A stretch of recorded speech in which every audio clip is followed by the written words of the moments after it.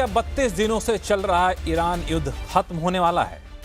इस बात की अटकलें काफी तेज हो गई हैं क्योंकि अब से कुछ ही घंटे बाद यानी कल सुबह अमेरिकी राष्ट्रपति ट्रंप ईरान के मामले पर एक अहम बयान देने वाले हैं। और इस बयान से कुछ ही घंटे पहले ट्रंप ने अपने social media platform truth social पर यह कह डाला कि ईरान के नए जो राष्ट्रपति हैं वो ज़्यादा समझदार हैं, कम कट्टर हैं। उन्होंने सीज फायर के प्रस्ताव दिया है, लेकिन हम वो सीज फायर तब तक नहीं करेंगे जब तक कि स्ट्रेट ऑफ हॉर्मुज पूरी तरह से खोल नहीं दिया जाता, फ्री नहीं कर दिया जाता। लेकिन ट्रंप के इस सोशल मीडिया पर प्लेटफॉर्म पर बयान के कुछ ही घंटे बाद या फिर कहें कुछ ही मिनटों बाद ईरान की तरफ से बयान आया उनके विदेश मंत्री का कि जी नहीं जी, हमने ऐसा कोई सीज फायर का प्रस्ताव नहीं दिया है, युद्ध खत्म करने का कोई प्रस्ताव नहीं दिया है। यही बात नहीं रोकी, ईरान की आर्मी ने तो यहाँ तक कह डाला कि अमेरिकी राष्ट्रपति ट्रंप के इस बेतुके के बयानों से हम स्ट्रेट ऑफ हॉर्मुज नहीं खोलने वाले हैं, हमारा उस पर काफ़ी कठोर नियंत्रण है और हम उस नियंत्रण को जारी रखेंगे। ऐसे में क्या माना जाए, अब से कुछ ही देर बाद जो ट्रंप का ईरान के मामले पर बयान आना है उसमें किस तरह का बयान निकल के सामने आएंगे, इसी पर करेंगे खास चर्चा, क्योंकि बयान लगातार बदल रहे हैं और जो बयान आएगा उसकी अहमियत कितनी होगी। नमस्कार, मैं हूं लक्ष्मण राव। इस चर्चा में शामिल होने के लिए हमारे साथ बेहद खास मेहमान जुड़ रहे हैं। पूर्व विदेश सचिव शशांक सर हमारे साथ हैं, geopolitics expert Narendra Taneja ji हैं, defence expert retired major general K Sinha साहब हैं, जेएनयू में स्कूल ऑफ इंटरनेशनल स्टडीज़ के प्रोफेसर स्वर्ण सिंह साहब हैं और लंदन से वरिष्ठ पत्रकार नरेश कौशिक साहब हमारे साथ जुड़ रहे हैं। आप सही मेहमानों का बहुत बहुत स्वागत हमारे शो में। शुरुआत में शशांक सर आपसे करना चाहूँगा। हर कोई यही सोच रहा है या फिर जब से ये कहा गया कि अमेरिकी राष्ट्रपति ट्रंप ईरान मामले पर एक खास ऐलान करने वाले हैं, अब तक के जो घटनाक्रम पिछले 12 घंटे में बदले हैं उससे आपको क्या लगता है ट्रंप क्या ऐलान कर सकते हैं? जिस तरीके के संकेत आ रहे हैं अमेरिका की तरफ से, तो ऐसा लगता है कि वो जो भी निर्णय लेना है वो अगले 2-3 सप्ताह हमें ले लेना चाहते हैं। तो मतलब एक तो बात यह है कि उनके जो घरेलू राजनीति में ये आवश्यक उनको नजर आ रहा है कि जो कुछ भी फाइनल निर्णय होना है, एग्रीमेंट होना है ईरान के साथ में या नहीं होना है, वो सब 2-3 हफ्ते के अंदर हो जाना चाहिए करीब करीब। दूसरा यह भी है कि उन्होंने अपने जितने भी कैबिनेट कोलीग्स हैं उनसे कहा है कि सब जगह मीडिया से जाकर सबको एक्सप्लेन कीजिए कि किस तरीके से हम जो है युद्ध को अब निर्णायक भूमिका में ले जाना चाहते हैं। लेकिन वो निर्णायक भूमिका में क्या होगा उसका, वो खाली उन्होंने बात करी है कि मिसाइल डेवलपमेंट सेंटर्स को, मिसाइल्स को और इन सब को नष्ट किया जाएगा। जो उनकी एयर कैपेसिटी है, नेवल, वो कह रहे हैं हमने ऑलरेडी खत्म कर दी है। तो एक तरीके से उनका मानना यह है कि जो हमने ये निर्णय ले लिए हैं वो काफी हैं। जहाँ तक स्ट्रेट ऑफ हॉर्मुज का सवाल है, वो कहते हैं कि हम छोड़ सकते हैं उन लोगों को जिनका इससे नुकसान हो रहा है, अमेरिका का कोई नुकसान नहीं हो रहा है इसका मामले में। तो मेरे ख्याल से लगता यह है कि फिलहाल तो ये निर्णय उनका जा रहा है कि 2-3 सप्ताह के बाद शांति का। लेकिन दूसरी तरफ यह भी देखने में आ रहा है कि लगातार अमेरिकन सैनिकों की तादाद बढ़ाई जा रही है वेस्ट एशिया के क्षेत्र में। तो उससे अगर अमेरिका डायरेक्टली नहीं भी इन्वॉल्व होता है तो हो सकता है कि जो अमेरिका के मित्र देश हैं, जहाँ जहाँ उनके बेसेस हैं, वहाँ पर वो अपने सैनिकों को भेज सकते हैं और वो देश जो है वो ज़्यादा एक्टिव रोल ले सकते हैं, जैसे इजराइल कर रहा है। तो वो अमेरिका पीछे हट जाएगा ये कहकर कि ये लड़ाई जो है अब जो क्षेत्रीय पावर्स हैं उनमें आपस में रह गया है। तो हमें ये सोचने की बात है कि शांति नज़दीक है, लेकिन शांति होते होते भी हो सकता है कि बहुत काफ़ी लोग हताहत हों और जो तेल और गैस के ऊपर इस तरह की मुसीबतें आ रही हैं, हो सकता है कि वो अभी कुछ समय और चलता रहे। तो हमको खास करके भारत जैसे देशों को और एशिया के आएंगे आगे चल करके कि इस पे आगे चलकर आएंगे शशांक सर की ये तेल की जो दिक्कतें हैं उसका कैसे असर पड़ रहा है, उससे हमें कैसे निपटना होगा। लेकिन हर कोई तो आज की तारीख में यही मना रहा है कि कैसे भी ये घोषणा हो जाए कि ईरान युद्ध हम खत्म कर रहे हैं, खत्म नहीं कर रहे हैं तो हम सीज फायर कर रहे हैं। कम से कम इतना ट्रंप ऐलान कर दे तो फिर बाकी चीज़ें धीरे धीरे करके नॉर्मलाइज होती जाएंगी। लेकिन जो घटनाक्रम बदला है, ट्रंप कह रहे हैं कि ईरान के जो राष्ट्रपति हैं वो सीज फायर का ऑफर लेकर के आए हैं। ईरान कह रहा है कि हमने कोई ऑफर नहीं लाया। ट्रंप कह रहे हैं कि हमने पूरे वहाँ पे जो है उनके ध्वस्त कर दिया आर्मी को। ईरान कह रहा है नहीं जी हमारे पास यही बहुत ज़्यादा क्षमता है, उनकी सारी बातें बेतुकी हैं। नरेंद्र तनेजा साहब, जितना अडिग है ईरान अपने कह सकते हैं अपने रुख पर, भले ही उसकी आर्मी को नस्तानाबूद कर दिया गया हो जैसा कि दावा ट्रंप कर रहे हैं, लेकिन ईरान जितना अडिग है, कड़ा रवैया अपनाए हुए है, ऐसे में इस बात की संभावना कितनी आपको दिख रही है कि ट्रंप युद्ध विराम या युद्ध खत्म करने का ऐलान कर सकते हैं? नहीं, देखिए, पहली बात तो यह है कि ट्रंप साहब किस बात की घोषणा करेंगे। उनका भी अभी जो ट्वीट आया उसमें तो कॉन्ट्रडिक्शन दिख रहा है, और वो क्या करेंगे ये तो मुझे नहीं लगता कि उनको खुद को भी पता है। तो इसके बारे में तो मैं बहुत ज्यादा उनको गैस खुद को नहीं लगाने पता की, है? नहीं, मुझे नहीं लगता। क्योंकि मुझे क्या, देखिए, जिस तरह के जो उनका ट्वीट है, जो बयान वो देते हैं, और दूसरी तरफ देखिए कि एक तरफ तो वो ये बात कर रहे हैं, वो कह रहे हैं कि ईरान के नए राष्ट्रपति, वो किसकी बात कर रहे हैं? कौन है ईरान के नए राष्ट्रपति? वो जो हैं वो तो पुराने हैं, वो तो 24 से हैं। तो किसकी बात कर रहे हैं? आज हकीकत यह है कि जो उन्होंने किया है, पहले वहां कट्टरवादी थे, अब तो वो अति कट्टरवादी सत्ता में है, ये उनको मिला है। और दूसरी बात यह है कि वहां तो जो रिवॉल्यूशनरी गार्ड है, अब तो उन्हीं का है सब कुछ। क्या ये उनसे बात कर रहे हैं? क्या उन्होंने ऐसा कहा है? और दूसरा यह है कि ईरान तो अस्तित्व की लड़ाई लड़ रहा है। वो कोई इस बात की नहीं लड़ रहा कि उसको वहां पे जो है वो हेजीमॉन बन जाएगा। वो तो अस्तित्व की लड़ाई है। जब अस्तित्व की अब लड़ाई लड़ते हैं तो उसके अंदर जो है आपका बहुत सारी चीजें फैक्टर में आ जाती हैं। इतना बात यह है कि दुनिया को पता है, ट्रम्प साहब कुछ भी कहें, दुनिया को दिख रहा है कि अमेरिका जो है फंस चुका है। अब वो निकलना चाहता है ना, अब वो निकलना, वो फंसा हुआ है। और जिस हिसाब जितना उन्होंने सोचा था कि ईरान कमजोर है, ईरान घुटने टेक देगा, वहां पे सत्ता परिवर्तन हो जाएगा, ये बम फेंकेंगे, लोग सड़क पे आ जाएंगे। इतिहास उठा करके देखिए, कहाँ ऐसा हुआ है कि आप हवाई जहाजों से बम फेंक रहे हैं और लोग जमीन पे उतर आए, सड़कों पे उतर आए, सत्ता परिवर्तन कहाँ हुआ है ऐसा? तो देखिए, इसलिए मुझे लगता है वो फंसे हुए हैं। और इसराइल की जो थी, इसराइल के खासतौर से नेतन्याहू जो वहां के प्रधानमंत्री हैं, उन्होंने जिस तरह से चक्रव्यूह रचा था उसमें वो फंसे, वो वहां आ गए।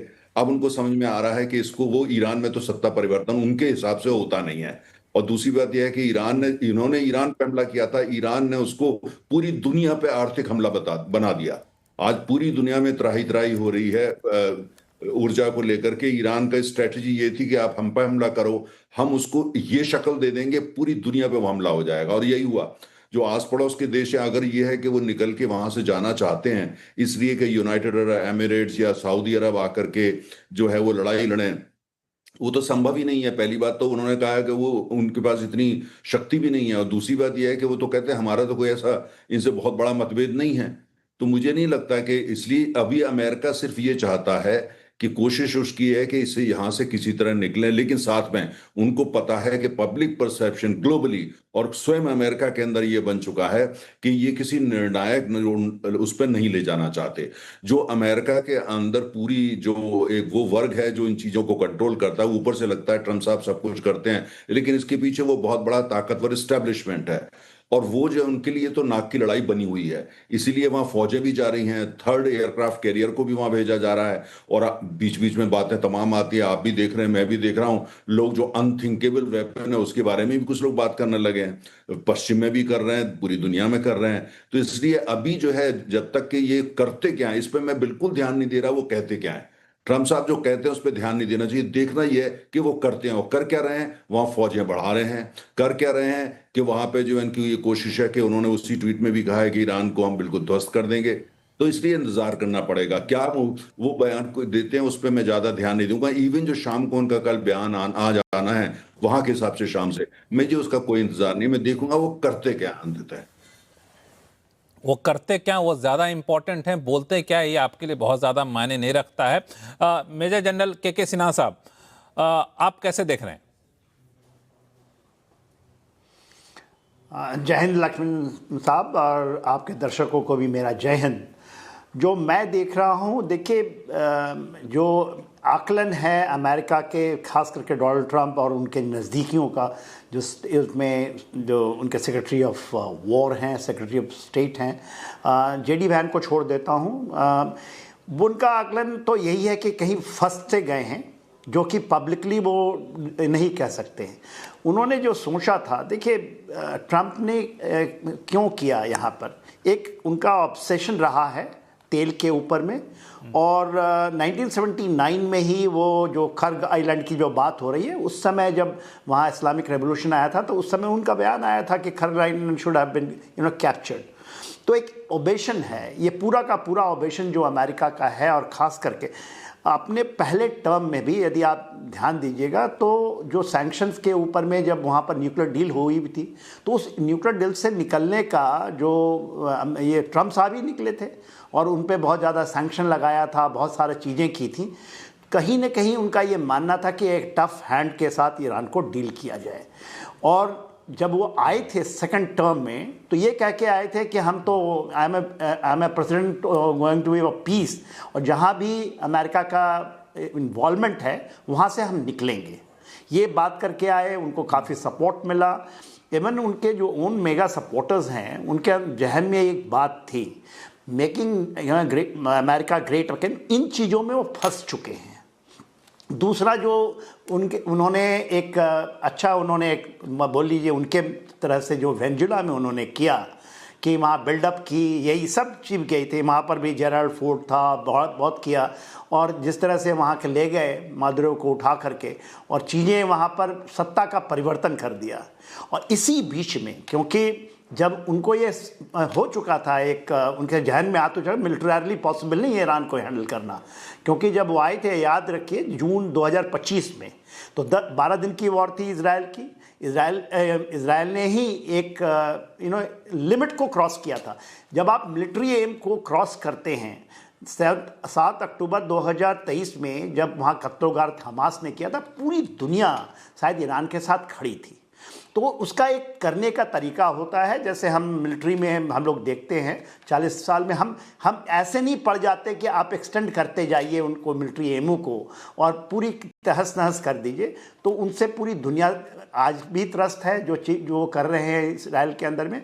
और डोनाल्ड ट्रंप साहब को मेरे ख्याल से काफ़ी ज़्यादा नेतन्याहू साहब ने ऐसे कॉन्फिडेंस में ले लिया कि एक स्ट्रेटजिक टाइमिंग है, सबसे वीकेस्ट पॉइंट पे है ईरान, वो कर लेंगे। मगर ईरान की अपनी जो एक क्षमता है, देखिए 2500 साल तक ईरान के अंदर में जो भी आया वो हार के, उसकी ज़मीन कभी नहीं, 1 इंच भी ज़मीन नहीं गई है। वो वहाँ की नेशनलिज्म का एक हिस्सा है वो।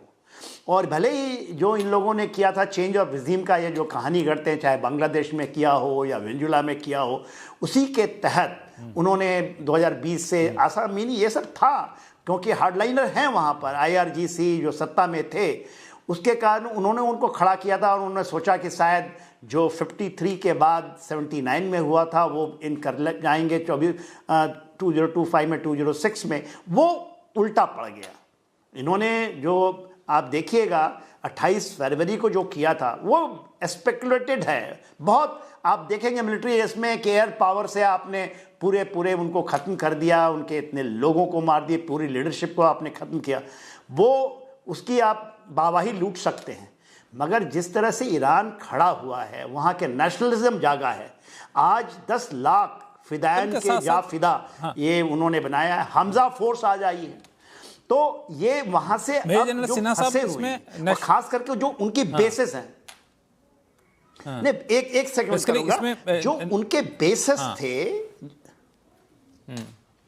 वो जिस तरह से तबाह किया है ईरान ने, वो बड़े काबिल तारीफ है। ये जब आप अपने टारगेट को चुनते हैं, कुवैत से लेकर के आप ओमान तक आ जाइए, पूरे पर्शियन गल्फ में उनके बेसिस को जो उन्होंने मारा है, आपको जान के हैरानी होगी, बहुत लोग इसको जानते नहीं हैं। जो उनकी 5th फ्लीट थी जो बहरीन में, उसके अंदर 20 शिप होती थी, 20 उन्होंने उसको निकाल लिया।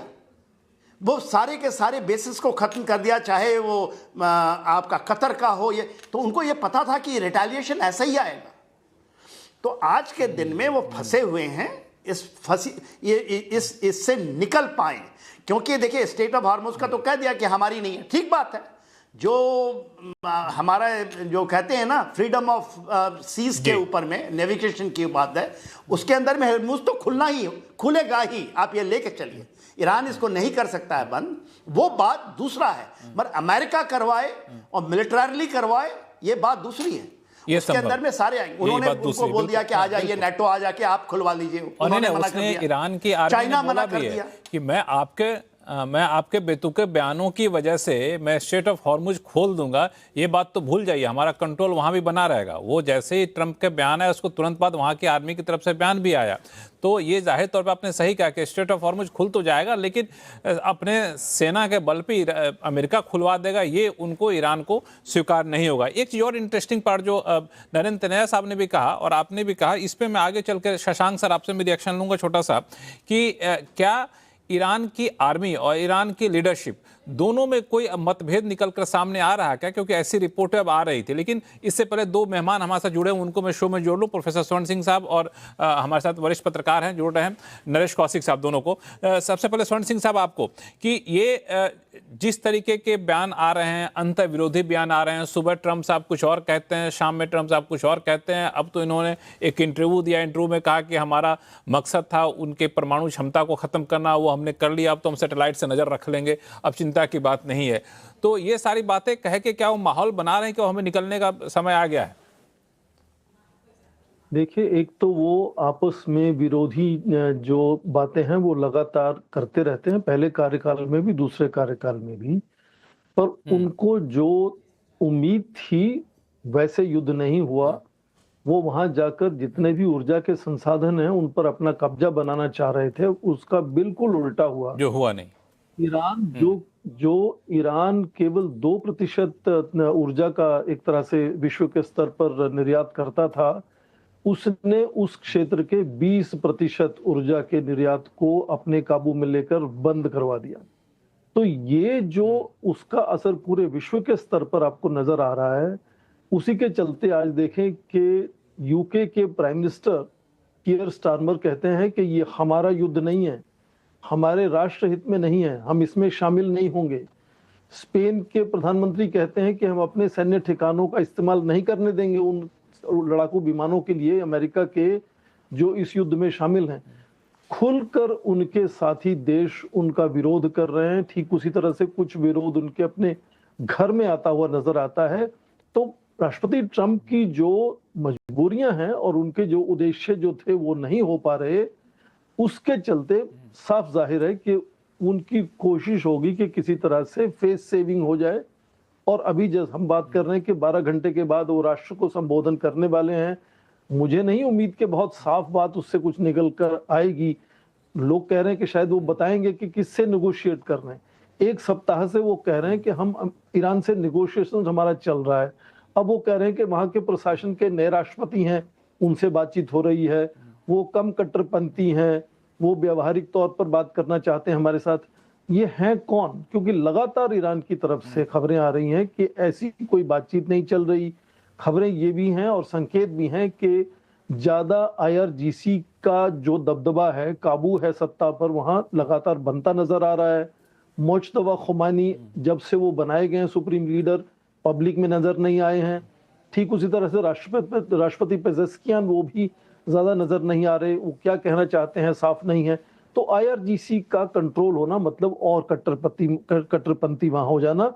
तो युद्ध साफ जाहिर है कि बड़ी लंबी देर तक चलने वाला जो युद्ध है, वो अमेरिका उसमें फंसना नहीं चाहता। राष्ट्रपति पहले कार्यकाल में सीख चुके हैं सब। अफगानिस्तान के साथ, तालिबान के साथ उन्होंने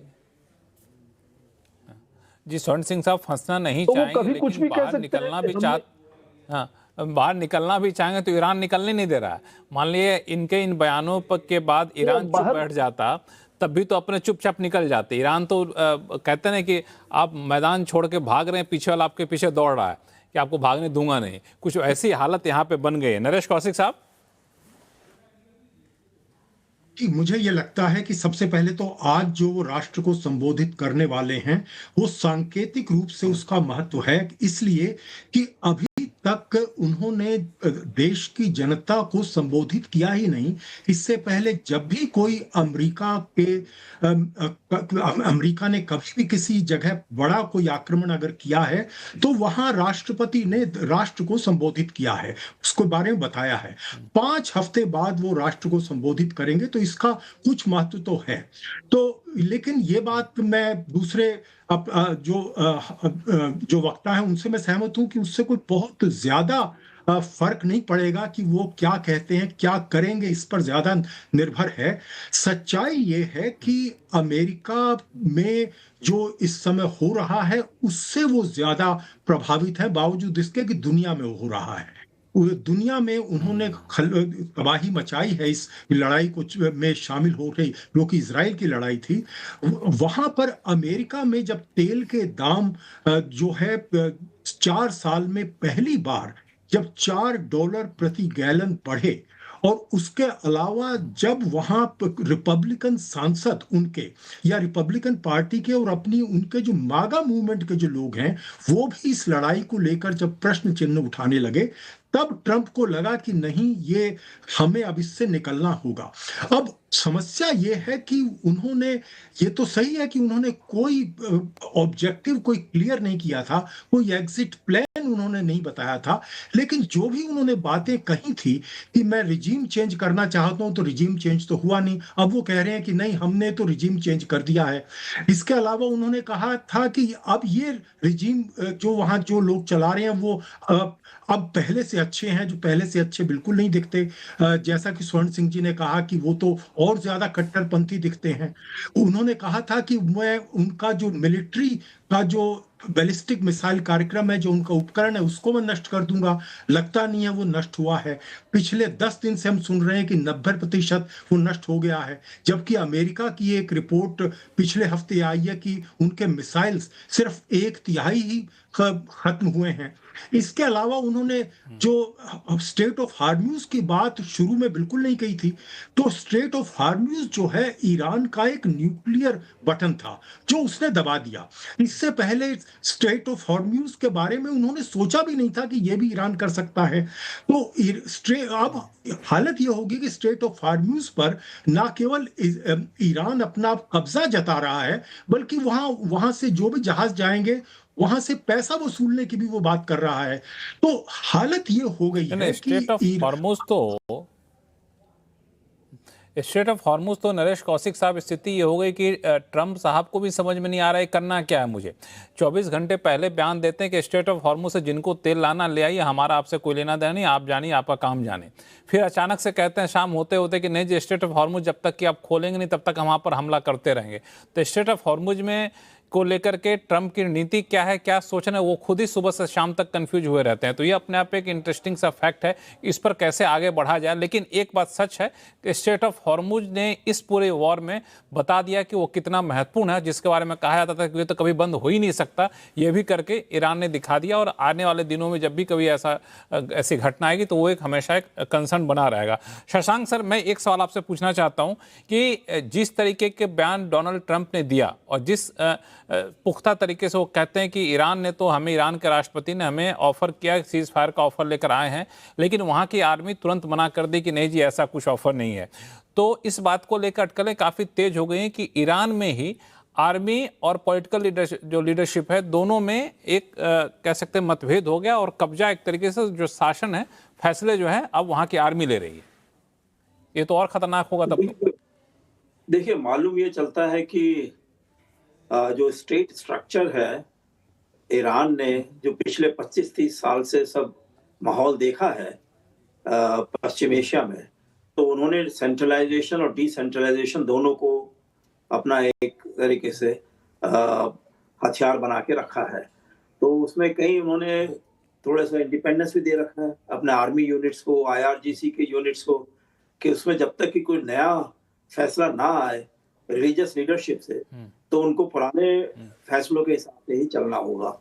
और अपने देश के जो एक्सिस्टेंशियल थ्रेट की बात हो रही है, वो उसको पूरे तरीके से खत्म करना होगा। देखिए, मैं तो खुद वियतनाम में 1972-73 में अमेरिकन बॉम्ब्स के नीचे रह चुका हूँ, हैनोई में। तो मुझे मालूम है कि वियतनामीज जो है किस तरीके से उनके दृढ़ निश्चय था कि मर जाएंगे, लेकिन इनको जो है, जो इतने 1000 किलोमीटर दूर से आए हमारे तेल के ऊपर और हमारे देश के ऊपर कब्जा करने के लिए, वो नहीं करने देंगे। तो मुझे लगता ये है कि ये अफगानिस्तान, ईरान, ये कई देश ऐसे हैं जिनको कि इन्होंने इतना सहा है कई सालों से, अब उन्होंने मान रखा है कि हम सहते रहेंगे लेकिन कब्जा नहीं करने देंगे किसी तरीके से। तो ट्रम्प साहब शायद इस बात को समझ नहीं पाए थे। तो नेतन्याहू साहब ने जो करा है वो तो उनके लिए, इजराइल के लिए ठीक है कि वो चाहते हैं कि जो पड़ोसी देश हैं वो थोड़ा वीक हो जाए, और अमेरिका और बाकी देश जो है नेटो के, अगर वो इजराइल के प्रेमेसी को मान लें और जो इजराइल उनको सजेशन देता है वेस्ट एशिया के बारे में उसको माना जाए, तो उनके लिए तो ठीक है। लेकिन ट्रम्प साहब शायद ये नहीं समझ पाए थे। उन्होंने सोचा था कि मागा बेस उनको बहुत सपोर्ट करेगा, तो मुझे लगता ही है कि अब मागा बेस शायद नहीं कर रहा है, उनको फिर से दूसरा बेस ढूंढना पड़ेगा। हो सकता है कि उसमें फायदा हो अमेरिका के लोगों का कि वो ट्रम्प साहब थोड़ा सा ज्यादा उनको ज्यादा लोगों का सहायता लेना चाहेंगे पॉलिटिकली, तो वो अमेरिका के लिए अच्छा रहेगा। लेकिन मैं समझता ये हूँ कि ये जो स्टेट ऑफ हॉर्मुज का मामला है, ये इस समय ईरान को और बाकी देशों को आपस में निर्णय करना चाहिए, और ट्रम्प साहब ना ही बोले तो ज्यादा अच्छा है। नहीं बोल तो ज़्यादा अच्छा है। स्ट्रेट ऑफ हॉर्मुज को लेके मैं यूके ने कई देशों के एक बैठक भी बुलाई है। नरेंद्र तनेजा साहब, इसका कोई तीसरा रास्ता निकाला जाए, ट्रम्प के भरोसे ना छोड़ा जाए स्ट्रेट ऑफ हॉर्मुज को। अब आप देखिए कि नेटो के तमाम देश, जिसमें ब्रिटेन जो है उनके साथ हमेशा खड़ा होता था, यूरोप का एक देश था वो भी जो हाथ खड़े हमेशा कर अमेरिका के साथ खड़ा था। अब उनका भी क्या रवैया साफ नजर आ रहा है। अब उन्होंने यहां तक बोल दिया, टेलीग्राफ को इंटरव्यू दिया जो लंदन का अखबार है, और वो कह रहे मैं तो नेटो से भी निकल जाऊंगा। तो आप अंदाज लगाइए कि वो जो नेटो जो बनाई थी उन्होंने, और अमेरिकन सेनेट का ये मत है कि 2/3 मेजोरिटी सेनेट में बिना वो निकल नहीं सकते नेटो से, तो वो इस तरह के बयान दे देते हैं, आप अंदाज लगाइए। तो इसलिए जो मेरा देखिए, अभी उनकी समस्या क्या आ रही है कि एक तरफ तो पूरी दुनिया जानती है कि वो फंस गए हैं, अब वो वहां से निकलने का रास्ता ढूंढ रहे हैं। परसेप्शन ये है, वो कितने भी ट्वीट कर लें, पूरी दुनिया में परसेप्शन है। दूसरी तरफ Saudi Arab, Iraq, Kuwait, United Arab Emirates, Qatar, ये सब ये कहते हैं कि ये आपने हमारे लिए तो बड़ा बवाल खड़ा कर दिया। आप आए, आप इसको नतीजे पे लेकर के जाइए, इसको आर पार करिए। आपने तो शेर को घायल करके छोड़ के जा रहे हैं, आप तो चले जाओगे, हम यहाँ पे हैं, हमारा तो ये जीना मुश्किल कर देगा ईरान। कोई देश वहां पे ऐसा नहीं है जो ईरान की टक्कर कर सकता है। वो 9 करोड़ की वहां की आबादी है, कुल मिलाकर के वो अपनी हथियार खुद बनाते हैं। और हमको ये नहीं भूलना चाहिए कि जो कुछ भी युद्ध में हो रहा है, कि आप ये अगर कोई कहता है कि चीन बिल्कुल मदद नहीं कर रहा है इनकी, मुझे लगता है वो गलत होगा कहना। बड़ा अच्छा कवर नहीं, बिल्कुल नहीं इकोनॉमिस्ट माना ने जा सकता। कवर निकाला, उसने ये कहा है कि चीनी राष्ट्रपति हैं और अब ट्रम्प साहब हैं, चीनी राष्ट्रपति ये कहते हैं कि अगर दुश्मन अपने को कमजोर कर रहा है, चुप रहो, कुछ बोलो नहीं। तो देखिए, हमको ये समझना होगा कि ये सारे देश जो है प्रेशर डाल रहे हैं ट्रम्प साहब पे कि आप यहां से मत निकलिए, इसको आर पार करके जाइए। इस हालत में आपने हमारे लिए तो मुसीबत खड़ी कर दी, आप तो चले जाओगे। और दूसरी तरफ जो ट्रम्प साहब का जो एजेंडा था और इजराइल का एजेंडा है, वो ये चाहते हैं कि उस पूरे इलाका का हेजीमोन जो है इजराइल हो जाए।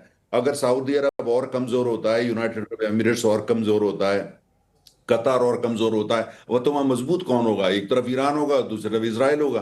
तो देखिए, जो ग्रेटर इसराइल का जो नेतन्याहू साहब का जो सपना है, वो तो फिर उनका तो पूरा होने लगेगा, और कहीं ना कहीं जो ईरान को भी स्पेस ज्यादा मिलेगा।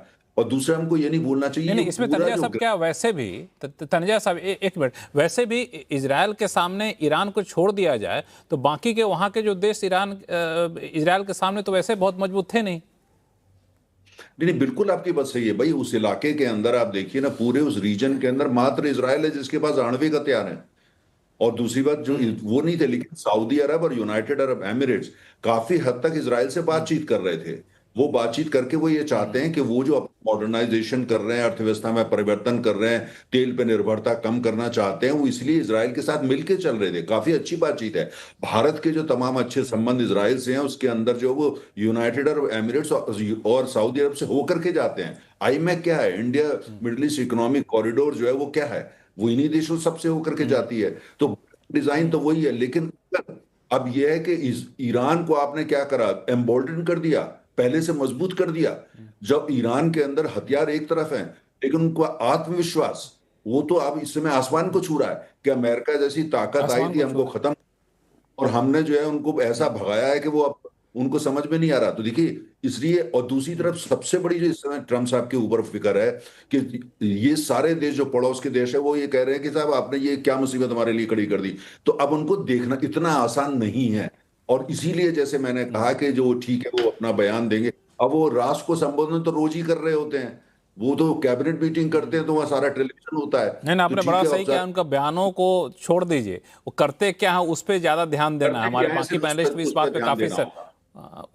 उस पर ध्यान देना। मेजर जनरल के सिन्हा साहब, अगर मैं तनेजा साहब की बातों को मान लूं, और जैसा दिख भी रहा है कि बाकी के देश जो हैं ये लोग कह रहे हैं कि भाई आप छोड़ जाओगे घायल शेर को मेरे पास, तो ये तो उल्टा हमें बहुत पीटेगा, तो जो भी करना है आप करके जाओ, ऐसे मत छोड़ो। लेकिन अगर यूएस बाहर निकल जाता है तो इस पूरे क्षेत्र पर जो एक कह सकते हैं कि डील थी यूएस की कि हम आप लोगों की रक्षा करेंगे, तुम चिंता मत करो, हमारा एयरबेस यहाँ पे है, यहाँ पे हम रक्षा करेंगे, और इस बहाने इन लोगों पर अमेरिका अपना धौंस जमाता था। लेकिन अब ऐसे हालात में अगर अमेरिका छोड़ के जाता है तो इन पूरे इलाके में ईरान सबसे पावरफुल हो जाएगा, अब इन पर ईरान की बादशाहत चलेगी।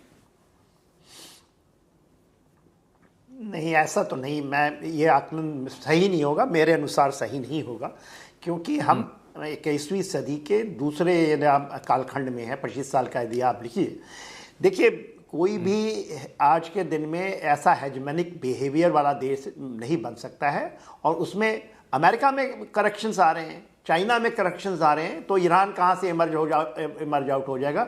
ना तो उसके पास इकॉनमी है आज के दिन में, तेल ही सब चीज़ नहीं है ना तो ऐसी कोई बड़ी आर्मी है। IRGC को हम कहते हैं, ठीक है, रेवोल्यूशनरी गार्ड है, कुछ ऐसा नहीं। देखिए कॉम्प्रिहेंसिव नेशनल पावर के लिए ईरान उभर के आएगा, ये आप लेके चलिए, और ऐसा है कि यहाँ से शांति ही आएगी। ईरान क्या, अब्राहम अकॉर्ड क्या था?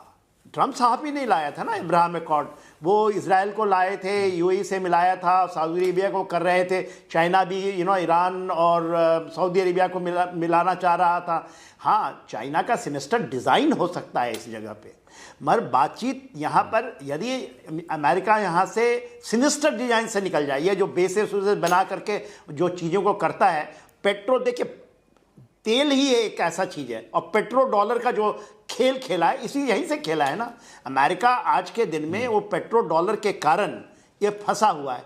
उसको यदि आप देखिए, कोई कहता है 30 ट्रिलियन डॉलर यदि उसकी स्टेट डेट है, उससे निकलने के लिए डोनाल्ड ट्रंप ने अपने पूरे चाल को बदल दिया है, और उनका जो पर्सनल गेन है, 3-4 चीज़ें हैं, उसको ध्यान में रखिएगा। तेल के अलावा वो एक रेयर अर्थ मटेरियल का उनको अवेशन चल गया है, क्रिप्टो करेंसी के, पाकिस्तान के साथ भी घुस रहे हैं वो, वहाँ से भी कुछ रेयर अर्थ ले लो। तो ये जो उनका एक भूख है, और उसमें उनकी ये नहीं कि उनके जेवेड कुशनर जो हैं, उनके सन इन लॉ, और स्टीव विटकॉफ उनके जो गोल्फ पार्टनर हैं, वो सारी चीज़ें कर रहे हैं, उनको सिखा दिया कि हम ये कर लेंगे। वेनेजुएला में तो वो कर पाए हैं, मगर और कहीं ना कहीं डोनाल्ड ट्रंप को आज उनकी खुद की भतीजी उनके अगेंस्ट में आ गई अमेरिका के अंदर में। वो कह रही है change of regime not in Iran, change of regime will be in America.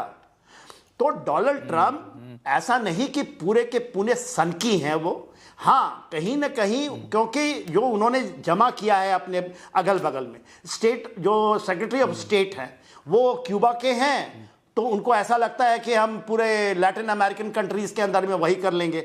और जो स्टेट ऑफ उनके सेक्रेटरी ऑफ वॉर हैं जो पीट हेक्सेट साहब, वो एक मेजर साहब थे नेशनल गार्ड के अंदर में, ना लड़ाई उनकी, he was disciplinary, he was out. ये लोगों ने मेगा सपोर्ट किया था इनको, और कहीं ना कहीं कोहर्सिव तरीके से उनको जगा दिया है। डोनाल्ड ट्रंप को ये कह देना कि पूरे पागल हैं, he can correct themselves, it will be wrong.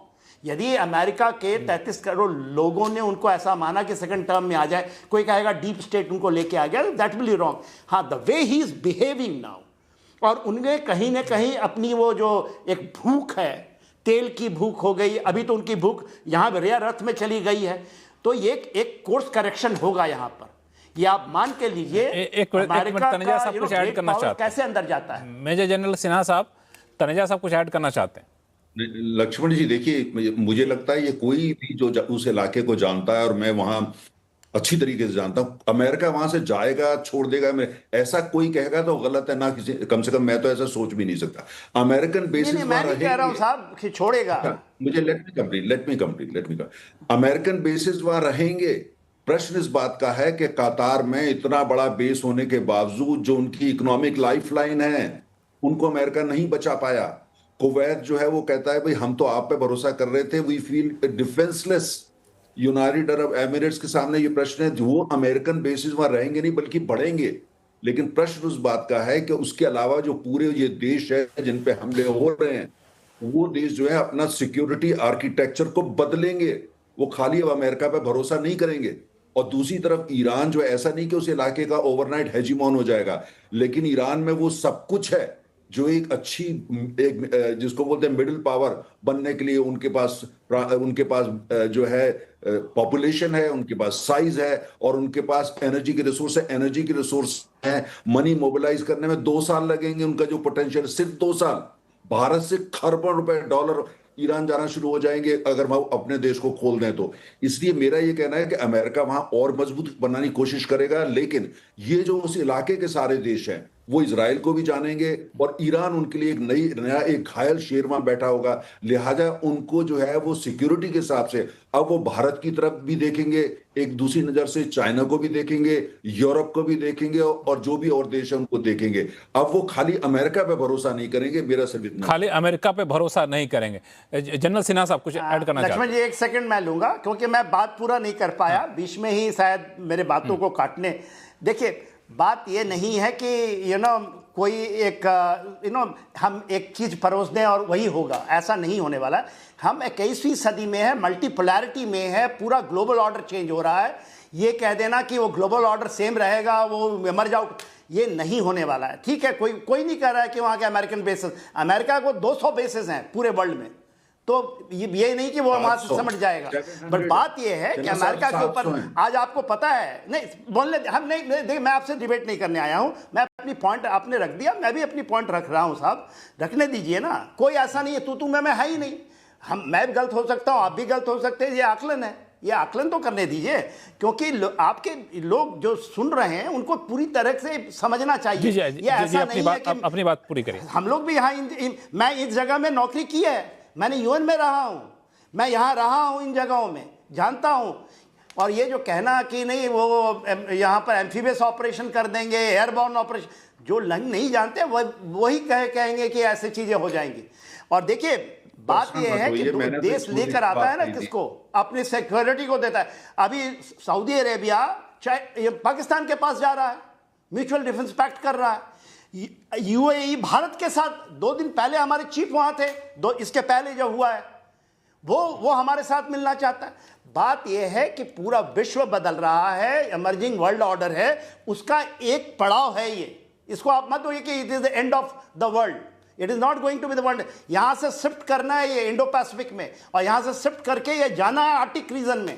अभी लंबी दूरी की लड़ाइयां हैं ये कहीं नहीं कि यहीं खत्म हो गया, अमेरिका चला गया अपने घर और सब चीज शांति हो गई। बिल्कुल, ये अभी शिफ्ट करना है, जिस पर आप दोनों लोग सहमत हैं। मैं जनरल के सिन्हा साहब और तनेजा साहब दोनों लोग एक चीज पर तो सहमत है कि इस वॉर के बाद भी अमेरिका चला जाए, रह भी जाए, तो ये वर्ल्ड ऑर्डर यहाँ पे चेंज होगा, शिफ्ट होगा, और उस पूरे रीजन में भी ये सिक्योरिटी पैक्ट जो है उसमें एक बदलाव आएगा। अब एक छोटा सा ब्रेक ले लेते हैं, ब्रेक के बाद लौटते हैं तो हम लोग चर्चा इस बात पर करेंगे, क्या ऐसा संभव है क्या कि अमेरिका कहे कि हम बाहर निकल जाते हैं, इजरायल अपनी लड़ाई लड़ता रहे, या फिर इजरायल के दबाव में अमेरिका निकलने से बचे। ये एक बड़ा सवाल निकल कर सामने आता है, इस पर चर्चा करेंगे। छोटे से ब्रेक के बाद कहीं जाइएगा।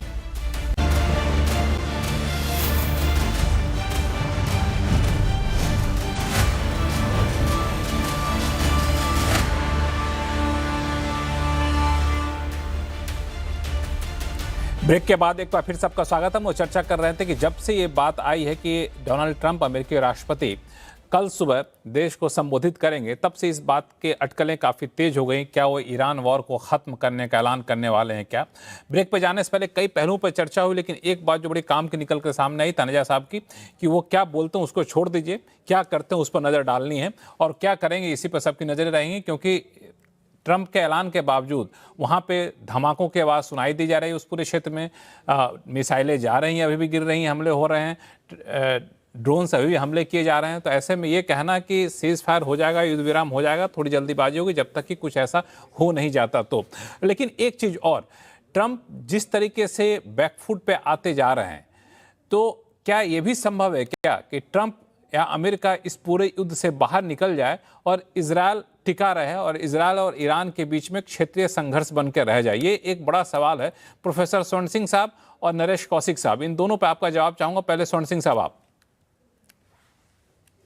पहली बात तो ये देखें कि यदि आप पहले और दूसरे कार्यकाल को देखें राष्ट्रपति ट्रंप के, तो वो एक के बाद एक बड़ी बड़ी बात करते हैं और उसको या तो भूल जाते हैं या उससे मुकर जाते हैं। उनका पहला चुनाव आप देखें मैक्सिको के साथ एक बड़ी दीवार बनाने को लेकर था, जिसके लिए मैक्सिको खर्चा करेगा, ऐसा वो कहते थे। तो एक के बाद एक चीजें ऐसी हैं जिससे हो सकता है कि आपने बार बार देखा कि वो चाहे टैरिफ की बात हो, सैंक्शंस की बात हो, अब ये स्ट्रेट ऑफ हॉर्मुज की बात है, वो लगातार इस तरह के अल्टीमेटम खुद ही इशू करते हैं, फिर खुद ही उसकी जो बढ़ा देते हैं उसकी समय सीमा। एक तरह से पहले अभी हॉर्मुज के बारे में कहा 48 घंटे में आप इसको यदि खोला नहीं छोड़ेंगे तो हम आपको बहुत ज्यादा नुकसान पहुंचाएंगे। फिर उन्होंने खुद ही अब अल्टीमेटम 6 अप्रैल तक बढ़ा दिया है खुद ही। तो ये उनका, यदि हम कहें कि यदि वो कहते क्या वो ना ध्यान दें, करते क्या है उस पर ध्यान दें, तो ये सब वो करते हैं। और ऐसा संभव है कि अचानक वो एक दिन या कल, जैसे आप आज शाम को अमेरिका में वो जो भाषण देने वाले हैं, वो कह रहे हैं कि हमने जो उनकी न्यूक्लियर कैपेबिलिटी है, मिसाइल कैपेबिलिटी है, नेवी है, एयरफोर्स है, वो हमने खत्म कर दी है। पर क्या इजराइल सरवाइव कर सकता है या लड़ सकता है ईरान के साथ यदि अमेरिका पीछे हटता है?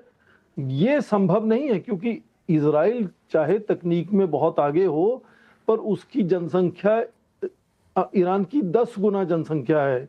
ईरान एक पुरानी सभ्यता है, उसका जो नरेटिव है बहुत अलग है, उसकी ज्योग्राफी बहुत उसके फायदे की है। तो इसलिए इजराइल की जो चिंता है ईरान से वो ज्यादा बड़ी है।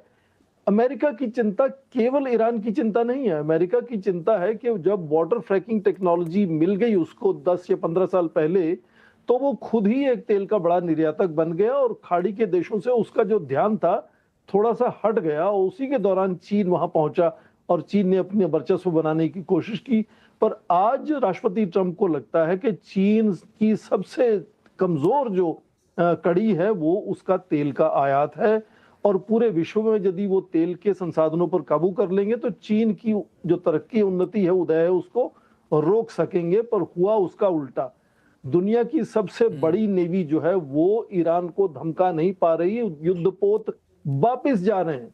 और उसका उल्टा ईरान, जो मैंने जैसे कहा कि 2% निर्यात करता था विश्व का तेल में, उसने वहां के 20% तेल के निर्यात को रोक लगा दी है। तो जो भू राजनीति है वो एकदम नया अध्याय एक तरह से शुरू हो रहा है। ये शायद राष्ट्रपति ट्रंप पूरी तरह से अभी समझ भी नहीं पा रहे हैं कि क्या हो रहा है, और इसीलिए वो या तो समझ रहे हैं लेकिन इस नए अध्याय में निकला जाए। बिल्कुल समझ गए भी होंगे, समझ के फिर निकलना कैसे, ये बड़ा चैलेंज है। आज उनको बेजिंग जाना था। जी, नरेश कौशिक साहब, जाना था, वहां भी नहीं जा पाए। नए अध्याय में वो कैसे फिट बैठेंगे, उनको अमेरिकी राष्ट्रपति को समझ में नहीं आ रहा है। और दूसरा जो एक सवाल लेके मैं गया था स्वर्ण सिंह साहब के पास, कि क्या ऐसा संभव है कि इजरायल को अकेला छोड़ के अमेरिका निकल जाए, इजरायल टिका रहे? देखिए लक्ष्मण जी, सबसे बड़ा नाइटमेयर मुझे अब इजराइल के ही लिए लगता है, क्योंकि इजराइल ने अमेरिका के राष्ट्रपति को इसमें तैयार किया था। 40 साल की तैयारी के 40 साल से वो कोशिश कर रहे थे कि कोई तो अमेरिका का राष्ट्रपति उनके साथ मिलकर ईरान पर हमला करे। वो ट्रंप को मनाने में कामयाब हो गए। और सबसे बड़ा जो खतरा इजराइल को लगता है वो अब ईरान का परमाणु कार्यक्रम है। उसी परमाणु कार्यक्रम जिससे 2015 में ट्रंप बाहर निकल गए थे नेतन्याहू के कहने पर, वही परमाणु कार्यक्रम जिसको लेकर अमेरिका ने ईरान पर पिछले साल जून में बहुत भारी हमले किए थे। इसके बावजूद वो हथियार कार्यक्रम खत्म नहीं हुआ। वो एनरिच्ड यूरेनियम जो है कोई 450 किलो से ज्यादा इस्फहान में मौजूद है। तो सबसे बड़ा नाइटमेयर अब इस समय इजराइल के लिए ये है कि उसका क्या होगा। उसको आप कैसे निकालेंगे? अब इस समय जो वहां पर रिजीम है वो ज्यादा कट्टरवादी है। वो तो अब इस यूरेनियम से बम बनाने की कोशिश कर सकता है। इससे कैसे निपटेंगे? अगर अमेरिका इस युद्ध से निकल जाता है तो इजराइल अकेला ये मुकाबला नहीं कर पाएगा। और दूसरी बात, जैसा तनेजा जी मुकाबला ने कर ही कहा, नहीं हाँ, हाँ। जो जी जी, अपनी बात पूरी नरेंद्र करें। तनेजा जी ने जो बात कही थी कि ईरान अब जो है घायल शेर की तरह से है, और वो ज्यादा कट्टरवादी है, और वो दरअसल अपने जो खाड़ी के जो दूसरे देश हैं उनके लिए और बड़ा खतरा बनेगा।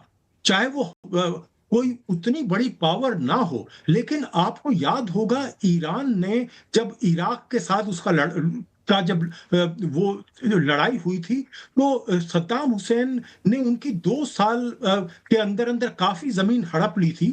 वो उन्होंने छुड़ा ली, लेकिन जमीन छुड़ाने के बाद भी ईरान ने वो लड़ाई 6 साल तक और ज्यादा आगे रखी थी। तो ये ईरान ये लड़ाई खत्म करेगा, इस पर अभी बहुत बड़ा प्रश्न चिन्ह है।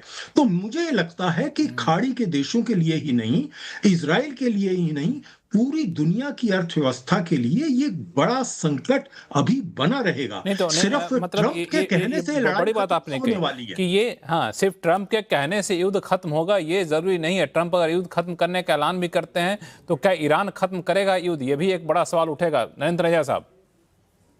नहीं, देखिए लक्ष्मण, जो पूरी नई व्यवस्था बन रही है, देखिए एक तो बात तय हो गई कि 20% ऑयल सप्लाई डिस्ट्रप्शन हुआ, पूरी दुनिया की अर्थव्यवस्था में हड़कंप मच गया। मतलब तेल की जो पूरी दुनिया की अर्थव्यवस्था है, इसकी धुरी आज भी तेल है और 20 साल तेल रहने वाली है। अब जो पूरा मध्य पूर्व, जिसको हम पश्चिम एशिया बोलते हैं, उसकी अहमियत बढ़ रही है, कम नहीं हो रही है। तो हमको ये समझना होगा। और अमेरिका वहां से कमजोर हो जाता है, और ईरान जो है बड़ी ताकत है अपने हिसाब से, और आप एक घायल शेर वहां छोड़ करके जा रहे हैं। दूसरी तरफ इजराइल को यह पता है कि उसके सामने कोई विकल्प नहीं है, बल्कि ईरान से उनकी जो लड़ाई है वो और बढ़ने वाली है। तो कुल मिलाकर के जो अब ये सीजफायर कर भी दे ट्रम्प साहब, और ट्रम्प साहब का टर्म भी खत्म हो जाए, लेकिन जो पूरा मिडिल ईस्ट है, जितना विस्फोटक पहले था उससे अब दुगना विस्फोटक हो जाएगा, अगर आप दुनिया की जो पूरे वर्ल्ड ऑर्डर की बात करते हैं। दूसरा मैसेज अभी बिल्कुल क्लियर चला गया है हर देश के लिए, और यह तैवान के लिए खास तौर से, कि अगर आपके पास आणविक हथियार नहीं है तो आपका वो हाल किया जा सकता है जो ईरान का हुआ। ईरान तो बच गया, तैवान नहीं बच पाएगा। अब हर देश की कोशिश होगी कि भैया न्यूक्लियर वेपन्स को, और दुनिया का जो पूरी इंडो पैसिफिक, आर्कटिक के अंदर मैं 1 साल आर्कटिक में रहा हूं, और अभी मैं 3 महीने पहले भी आर्कटिक में था। मुझे पता है आर्कटिक में क्या हो रहा है। लेकिन अभी पूरी दुनिया के अंदर जो है एक बार दोबारा मिडिल ईस्ट की अहमियत बढ़ी है, इंडो पैसिफिक नया फ्रंट होगा, और वहां पे तैवान को मैसेज चला गया है कि भैया आप कैसे भी न्यूक्लियर वेपन्स लो। जापान को यही मैसेज गया है, साउथ कोरिया को यह गया। तो इसलिए जो नई दुनिया की व्यवस्था बन रही है, अब वो काफी अलग किस्म की होगी, और उसके अंदर जो है मल्टीपोलैरिटी आएगी। लेकिन साथ में ये भी है कि भारत जैसे देशों के लिए चुनौतियां भी बढ़ेंगी, खासतौर से मध्य पूर्व में, और कहीं ना कहीं अपॉर्चुनिटीज भी आएंगी। और हमारा ये अब तक का रवैया कि हम दूसरे देश में नहीं जाएंगे, हम उसमें इंटरफेयर नहीं करेंगे, कहीं ना कहीं भारत को अपनी ऊर्जा की सुरक्षा के लिए और राष्ट्रीय सुरक्षा के लिए वो डॉक्ट्रिन जो है उसमें परिवर्तन करना पड़ेगा। बिल्कुल, ये डॉक्ट्रिन हमें उसके साथ कॉम्प्रोमाइज़ करना पड़ेगा कि मेजर जनरल के सिन्हा साहब, कि हमें एनर्जी सिक्योरिटी के लिए ये जो कि हम दूरी बना कर रखेंगे, ना तो दोस्ती ना तो बैर वाली स्थिति हम नहीं रखेंगे, अब हमको इसे बदलना पड़ेगा। देखिए लक्ष्मण साहब, 2015 के पहले हम ईरान से बहुत तेल लिया करते थे और रुपए में आदान प्रदान होता था। तो और वो हमने ट्रंप के पहले टर्म में आने के बाद हमने इसको बंद किया है। आपको पता होगा कि प्रेशर था, उन्होंने हमें काटसा लगाने की बात की, हम लोग उस समय 400 करे, तो बहुत सारी चीज़ें थे, और भारत ने कहीं उसके दबाव में आकर के इसको मान लिया। तो ईरान के साथ ऐसा नहीं है कि हमारे संबंध बहुत ही ख़राब हैं। मेरा ये मानना है कि आज के दिन में हम एक ये कहें, हमारे लिए जो सबसे बड़ी चीज़ जो हुई है हमारे भारत के लिए, जो रिफाइनिंग कैपेबिलिटी आपके पास है, किसी के पास नहीं है। अब आप बताइए, जो हमारा यहाँ हो रहा है गुजरात के अंदर में, वर्ल्ड की रिफाइनिंग इंक्लूडिंग वेनेजुएला का जो तेल है, रिफाइनिंग कैपेबिलिटी हमारे पास में है। और जो भी वेस्ट एशिया का है वो इंक्लूडिंग जो रशिया से आता है वो भी हमारे पास में हमने इसके ऊपर में बहुत चीज़ें हुई हैं। यदि आप डीपली पढ़ें, केवल हम ऐसा नहीं क्रिटिसाइज करें, जो 10 सालों से जो काम हुआ है, चाहे वो एनर्जी के दूसरे क्षेत्र में है, चाहे उसमें परमाणु भी है। अभी दिसंबर में पुतिन साहब आए थे, इतनी ज़्यादा जो छोटी परमाणु जो चीज़ें हम करना चाह रहे हैं वो यदि हो जाएगा, ठीक है, चिंता का विषय है, मगर ये इंटरवीन करना, हम अभी भी हमारे जो सैंड टैंकर्स आ रहे हैं, ये आपको बयान करके हैरानी होगी, 7 नेवल से इंडियन नेवी के, हमारे किसी के नहीं है, इट इज़ वहाँ पर लगे हुए हैं। तो ये आप ये लेके चलिए, अमेरिका को केवल यहाँ से निकलना चाहिए, अदरवाइज जो फ्रीडम ऑफ नेविगेशन की बात होती है in high seas, it will be restored. ये हमारे जो बंडेब में भी 12% से तेल रुका हुआ है, हम उसको देख रहे हैं ना। 2023 से वहाँ पर ऑपरेशन गार्डियन, प्रॉस्पेरिटी गार्डियन लगा था, 12 देश उसमें आए थे, वो भी अभी नहीं खुला है। भारत के 2 टैंकर्स आज का ही खबर है, शायद आपको मिला। क्या चाहते हैं आप कहना क्या चाहते हैं कि एनर्जी सिक्योरिटी, मैं ये कहना चाहता हूं, ऐसे मामलों में दखल देने की जरूरत नहीं है, हमें दूसरे की लड़ाई में नहीं घुसना। चाइना से सीखिए, चाइना का एक डॉक्ट्रिन है कि यदि 2 टाइगर लड़ रहे हैं और हम पहाड़ों पे चढ़ के उसको देखें, घायल होने दें, क्यों घुसे हम इसमें? ये पागलपना होगा, घुसे हम इसमें। We do not have, India is rising। और ये केवल कि एक जो थोड़ा सा ये डिस्टर्बेंस आया, ये कोई परमानेंट नहीं है, दिस इज अ ट्रांजिएंट। ये लेके चलिए, ये भले ही लोग दिखाएं, इतना खौफ दिखा दें कि पूरा दुनिया खत्म, ऐसा नहीं है साहब। जो स्ट्रेटेजिक शिफ्ट्स हो रहे हैं, India is doing it's things properly. बिल्कुल। प्रोफेसर स्वर्ण सिंह साहब कि भले एनर्जी सिक्योरिटी हमारे बहुत बड़ी मजबूरी क्यों ना हो, लेकिन ऐसे मामले में हम लोग को दूरी बना के रखना चाहिए। पहाड़ पे चढ़ जाइए, 2 शहर आपस में लड़ रहे हैं, लड़ने दीजिए, यही रणनीति सही है? मुझे लगता है भारत जिस तरह का देश है, दुनिया का न केवल जनसंख्या में सबसे बड़ा देश है, एक पुरानी सभ्यता है, ईरान के साथ हमारे एक तरह से सांस्कृतिक संबंध हैं, और आप देखें कि भारत शायद एक अकेला देश है जिसका तालमेल ईरान के साथ भी ठीक ठाक है, इजराइल के साथ बड़ी अच्छी दोस्ती है, सऊदी अरेबिया के साथ दोस्ती है, यूएई के साथ। तो ये एक तरह से अपेक्षा भी होती है कि भारत केवल चुपचाप नहीं बैठा रहेगा।